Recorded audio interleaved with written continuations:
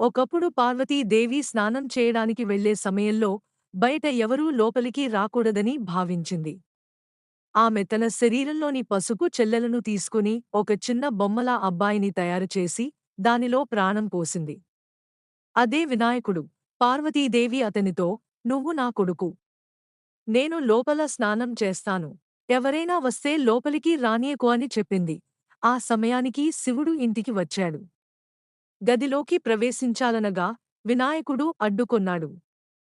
"నా తల్లి స్నానం చేస్తోంది. లోపలికి రానియను" అన్నాడు.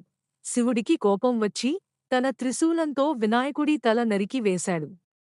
ఇది చూసిన పార్వతీదేవి తీవ్రంగా విచారించింది. తన కొడుకును చంపేశారని బాధతో తాండవం చేసింది. ఆమె కోపాన్ని శాంతింపజేయడానికి శివుడు వెంటనే గణాలను ఆజ్ఞాపించాడు. ఉత్తర దిశగా వెళ్లి దొరికిన మొదటి జీవి తలను తీసుకుని రండి అని. గణాలు వెళ్లి చూసి ఒక ఏనుగు కనిపించింది. దాని తల తీసుకువచ్చి వినాయకుడి శరీరానికి అమర్చారు. శివుడు దానికి ప్రాణం పోశాడు. ఆ సమయంలో పార్వతీదేవి సంతోషించింది. శివుడు ఆశీర్వదిస్తూ, "ఈనుంచి నువ్వు విఘ్నేశ్వరుడు, గణనాయకుడు, మోడకప్రియుడు అవుతావు. ప్రతి కార్యములో ముందు నిన్నే పూజించాలి. నిన్ను పూజించిన వారి పనులు విజయవంతమవుతాయి" అని వరమిచ్చాడు.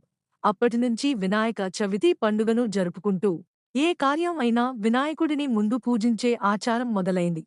ఈ విధంగా వినాయకుడు విఘ్నేశ్వరుడిగా, గణపతిగా, వినాయకుడిగా ప్రసిద్ధి పొందాడు. Please subscribe, like and share.